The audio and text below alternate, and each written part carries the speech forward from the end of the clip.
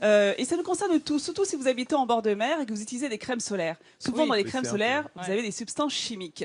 Et ces substances chimiques, elles se retrouvent dans l'eau et elles abîment l'écosystème marin. Et je sais que ça, c'est un sujet qui vous tient à cœur également, Diane. Bah oui, on ne se rend pas compte. C'est vrai que les régions bénéficient et profitent énormément du tourisme, mais il y a un impact naturel qui est celui-là, qui est celui des produits solaires. Et ici, on a des très jolies petites criques, de petites baies, notamment justement une qu'on appelle la baie des cochons. On n'est jamais très loin. Pourquoi elle me montre?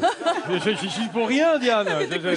À Hendaye. Et c'est vrai que quand on y va se balader, on voit flotter à la surface des taches comme des taches d'huile, des taches de pétrole finalement. C'est exactement ça. Des résidus de pétrole qui sont ceux des crèmes solaires. Et non seulement c'est très nocif lorsque l'on utilise beaucoup pour le corps humain, mais pour l'environnement aussi. Et c'est un vrai souci parce qu'il faut bien se protéger. Il y a un couple biarro justement qui a eu cette excellente idée.